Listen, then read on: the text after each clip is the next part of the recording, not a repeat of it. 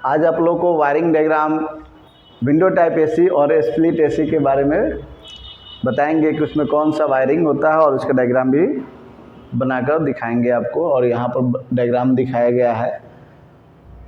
Window type AC और split AC में जो वायरिंग किया जाता है वो दो प्रकार की वायरिंग होता है और वो पीएसी और सीएसआर होता है।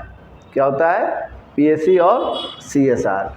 पीएसी जो होता है, देखिए यहाँ लिखा हुआ है ना, कनेक्शन डायग्राम ऑफ एसी ने PAC and CSR with remote control. Remote control के द्वारा भी होता है और मैनुअल कंट्रोल के द्वारा भी हम उसको ऑपरेट करते हैं एसी को। ठीक है, तो आपको हम पीएसी वायरिंग के बारे में बता रहे हैं। तो ये रिमोट कंट्रोल से ऑपरेट होने वाला पीएसी वायरिंग डायग्राम है और ये जो पीएसी वायरिंग डायग्राम है ये मैनुअली ऑपरेट करने वाला होता है, जो सिलेक्टर स्विच के द्वारा होता है। ठीक है, ये पीएसी वायरिंग है जो रेगुलेटर स्विच के द्वारा रेगुलेट किया जाता है।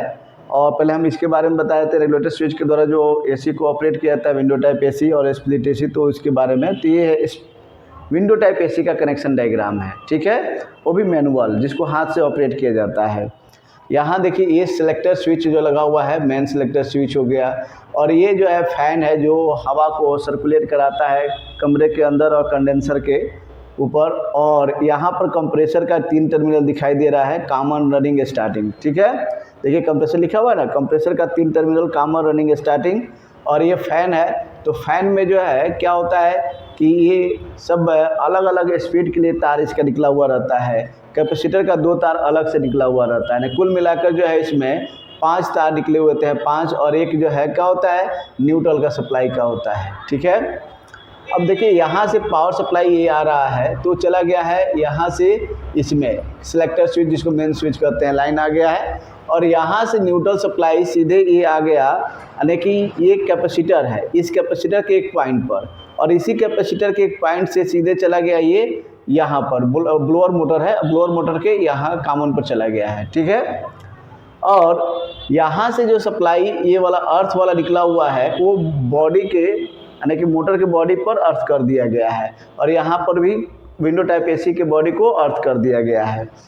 यहाँ से ऑरेंज कलर का तार जो है लो स्पीड में गया है और येलो कलर का तार जो है यानी कि ये मेन में गया है, यानी मीडियम। और ये रेड वाला तार जो है हाई स्पीड के लिए होता है। 3 स्पीड होता है, हाई, मीडियम, लो, लो, मीडियम, हाई। ठीक है, यहाँ से सेलेक्ट करेंगे जिस स्पीड पर तो वो फैन उतने स्पीड पर चलेगा, हाई पर करेंगे तो हाई पर और लो करेंगे तो लो पर। यहाँ से कैपेसिटर का लिए 2 मोटर से 2 तार निकला होता है जो कैपेसिटर पर जाकर रुकता है। इसके इंटरनल डायग्राम हम बताएंगे किस तरह से यह क्या होता है, काम करता है, कैसे कनेक्शन अंदर से कैसे किस तरह का कनेक्शन ये निकला हुआ रहता है कैपेसिटर का। और यहाँ से जो है 4 नंबर से ये आया है थर्मोस्टेट में, जो टेम्परेचर कंट्रोल करने के लिए इस्तेमाल में लाया जाता है। और यहाँ से थर्मोस्टेट से आउट होकर ओवरलोड प्रोटेक्टर में आया है, ओवरलोड प्रोटेक्टर से उठते कॉमनर पर चला गया है। ठीक है, और यहाँ जो आया है न्यूट्रल सप्लाई यहाँ से सीधे इस पर, तो यहाँ से चला गया है सीधे रनिंग वाइंडिंग पर। और ये कैपेसिटर लगा हुआ है, रनिंग कैपेसिटर, और इसका पावर फैक्टर चला गया है स्टार्टिंग पर। तो ये जब हम ऑन करेंगे, तो जब ऑन करेंगे और इससे ये कनेक्ट हो जाएगा तो ये लो स्पीड पर चलेगा। जब इसको ऑन करेंगे तो यह 3 नंबर से कनेक्ट होगा तो यह हाई स्पीड पर चलेगा, और 2 नंबर से कनेक्ट होगा तो मीडियम स्पीड पर चलेगा। और ये 4 नंबर से जब कनेक्ट होगा तो यहाँ से थर्मोस्टेट से होते हुए ये कंप्रेसर के कॉमन पर आ जाएगा और ये ऑन हो जाएगा। ठीक है, तो इस तरह से ये कार्य करता है। अब हम आप लोग को हम बता रहे हैं, ये तो यहाँ पर देखिए ये रिमोट कंट्रोल के द्वारा, यानी रिमोट से ऑपरेट होने वाला वायरिंग डायग्राम है विंडो टाइप एसी का। ये भी पीएसी है और ये भी जो इससे पहले बताए थे वो भी पीएसी है। और उसके कंपोनेंट जो लगे हुए हैं उस सब के बारे में पहले हमने बता दिया है कि थर्मोस्टेट क्या काम करता है, ओवरलोड प्रोटेक्टर क्या काम करता है, कैपेसिटर क्या काम करता है, इस सब के बारे में बता दिए हैं। उसको आप लोग पहले जो है पढ़े हैं, आप लोग जानते ही हैं। अब हम आपको जो है ये रिमोट कंट्रोल के द्वारा कैसे कार्य करता है इसके बारे में बता रहे हैं। इसमें एक पीसीबी होता है। देखिए यहाँ से ये जो वर्गाकार आकार में दिखाई दे रहा है, ये पूरा पीसीबी का एक पीसीबी मतलब printed circuit board, printed circuit board है। और इसी पर सब कंपोनेंट जो है फिक्स होते हैं। जैसे ये देखिए रिले लिखा हुआ ना, रिले, और ये रिले, ये रिले, यानी कि ये देखिए लो, मीडियम और हाई, एलो लिखा हुआ है, लो, मीडियम, हाई, मतलब कि लो स्पीड इसको ऑन करेंगे रिले तो लो स्पीड में चलेगा, ये ऑन होगा रिमोट के द्वारा तो ये रिले ऑन होगा तो क्या होगा, मीडियम में चलेगा फैन, और ये जो ऑन होगा तो हाई स्पीड में चलेगा। ठीक है, यहाँ पर ये सब लगा हुआ है। यहाँ जो लगा हुआ है ये थर्मिस्टर है। थर्मिस्टर में ब्लैक कलर का जो होता है वो सेंसिटिव वाल्व होता है उसका। तो यहाँ पर जैक सिस्टम होता है, जैक वाला इस पर लगा देंगे। ये हम प्रैक्टिकली आपको दिखाकर सब समझा देंगे। तो ये जैक सिस्टम है और जैक सिस्टम इसको हम लगा देते हैं इसमें। ठीक है, यहाँ पर भी जैक सिस्टम लगा हुआ है। ये देखिए डिस्प्ले है, ये डिस्प्ले में क्या हो रहा है, फ़ैन किस स्पीड में है, कंप्रेसर चल रहा है तो कंप्रेसर का यानी कि टेम्परेचर कितना सेट किया गया है वो सब डिस्प्ले में दिखाता है यहाँ पर। ये भी जैक सिस्टम है, इसको जैक वाला इसमें लगा देते हैं।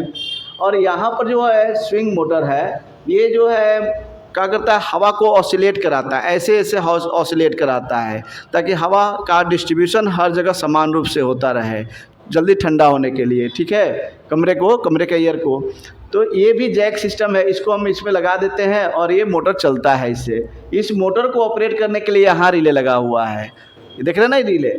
ये रिले ऑन होगा तो ये ऑन हो जाएगा, ये रिले ऑफ होगा तो ये ऑफ हो जाएगा। ठीक है, तो सबसे पहले हम देखते हैं कि पावर सप्लाई कहाँ जा रहा है, किधर से किधर जा रहा है। ये तो कंप्रेसर हो गया, और कंप्रेसर का जो 3 टर्मिनल है, कॉमन, रनिंग और स्टार्टिंग। स्टार्टिंग बीच में हो गया, रनिंग ऊपर हो गया, और कॉमन जो है सीज है कॉमन हो गया। तो ये कंप्रेसर का 3 टर्मिनल है। और ये जो है ब्लोअर मोटर हो गया, जो हवा को क्या करता है, यानी सर्कुलेट कराता है ऑपरेटर और कंडेंसर के ऊपर। ठीक है, यहाँ पर ये भी जैक सिस्टम है। ये जो मोटर का, ब्लोअर मोटर का जो तार निकला हुआ है ये जैक के रूप में है, इसको लगा देंगे तो ये जैक जहाँ पर है जिसमें जो जाने वाला है उसी में जाएगा, इधर उधर नहीं जा पाएगा। ठीक है, तो समझ में आ रहा है। अब हम पावर सप्लाई को देखते हैं कि कहाँ से कहाँ पावर सप्लाई जाता है। इससे पहले यहाँ पर भी देखिए एक रिले लगा हुआ है, ये रिले इसके लिए लगा है, कंप्रेसर के लिए। ठीक है, तो ये अल्टरनेटिव करंट का सिंबल है, ये अर्थ हो गया है। और यहाँ से एक सप्लाई निकल कर, देखिए ये यहाँ सप्लाई निकल कर एक कैपेसिटर में गया है। ये कैपेसिटर बॉडी एक है, लेकिन इस कैपेसिटर के बॉडी में 2 कैपेसिटर है, दिखाई दे रहा है ना, 2 कैपेसिटर है। एक कॉमन पॉइंट है और यहाँ पर इन कराएंगे तो यहाँ से ये पावर फैक्टर यहाँ से आउट होगा और इस कैपेसिटर का पावर फैक्टर यहाँ से आउट होगा। ठीक है, तो यहाँ इन कराए हैं तो यहीं से सप्लाई ये यहाँ से निकल कर ये चला गया है ब्लोअर मोटर में, और इसका पावर फैक्टर चला गया है यहाँ पर ब्लोअर मोटर में। और यहाँ से सीधे ये सप्लाई ये आ गया है यहाँ से, देखिए यहाँ पर आकर ये जो है स्टेप डाउन ट्रांसफार्मर में आ गया, क्योंकि यह पीसीबी जो काम करेगा वो पीसीबी काम करेगा किससे, कम वोल्टेज से, लो वोल्टेज से, इसलिए स्टेप डाउन ट्रांसफार्मर लगाया गया है। और ये स्टेप डाउन ट्रांसफार्मर 250 वोल्ट को क्या करता है कि कम करके, यानी कि 12 वोल्ट 18 वोल्ट में आउट करके वो देता है। और यहाँ पर जो है ये सेकेंडरी से जो सप्लाई आउट होता है वो जाता है डायोड में, जो ब्रिज रेक्टिफायर 4 डायोडों को मिलाकर ब्रिज रेक्टिफायर बनाया गया रहता है, जो सर्किट में रहता है। वो सर्किट में डायोड क्या करता है कि वो एसी को डीसी बना देता है, डायरेक्ट करंट। और जब डीसी बनाता है तो डीसी सप्लाई इसमें अंदर प्रिंटेड सर्किट होता है, उसके अंदर से जाता है और ये रिले को ऑपरेट करने के लिए सप्लाई वो प्रदान करता है। जैसे फंक्शन होगा, जब रिमोट के द्वारा ऑपरेट करेंगे तो उसको ऑपरेट कराएगा। तो यहाँ पर जो है ये यहाँ से आ गया ये सप्लाई एक तो एक सप्लाई मिल गया, तो दूसरा सप्लाई मिलना चाहिए ना। तो इस ट्रांसफार्मर को दूसरा सप्लाई कहाँ से आ रहा है, तो पहले ये तो सप्लाई यहाँ आ गया और यहीं से सप्लाई ये आ गया है, ये आपका सिंक्रोनस मोटर जो ऑसिलेटिंग मोटर होता है, जो हवा को ऑसिलेट कराता है, उस मोटर के पास एक सप्लाई आ गया और यहाँ से सप्लाई ये इसके पास आ गया। अब देखिए दूसरा सप्लाई यहाँ से आ रहा है ये, और यहाँ से ये वाला सप्लाई ये चला गया सीधे रनिंग बाइंडिंग पर, कंप्रेसर मोटर के रनिंग बाइंडिंग पर। यहाँ से दूसरा सप्लाई जो आ रहा है वो गया है पहले ये रिले के, जो कंप्रेसर के लिए रिले लगाया गया है उसके इनपुट पर 3 नंबर पर, ठीक है।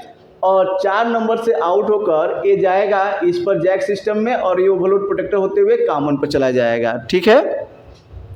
और इस कैपेसिटर का पावर फैक्टर यहाँ से निकल कर ये स्टार्टिंग बाइंडिंग पर चला जाएगा कंप्रेसर के। तो कंप्रेसर के स्टार्टिंग बाइंडिंग पर चला गया और मेन सप्लाई जो आ रहा है सीधे वो रनिंग बाइंडिंग पर चला गया, और इधर से सेकंड वाला जो आ रहा 3 नंबर से 4 नंबर से आउट होकर ओवरलोड प्रोटेक्टर होते हुए कॉमन पर चला गया, ठीक है। कंप्रेसर का सप्लाई मिल गया। अब यहाँ से जो है देखिए यहीं से एक फ्यूज मिल गया है, और फ्यूज से होते हुए यहाँ से ट्रांसफार्मर के सेकेंडरी बाइंडिंग पर चला गया। प्राइमरी बाइंडिंग को सप्लाई यहाँ से पहले यहाँ से मिला हुआ है, और इधर से सेकेंडरी बाइंडिंग को सप्लाई यहाँ से मिल गया।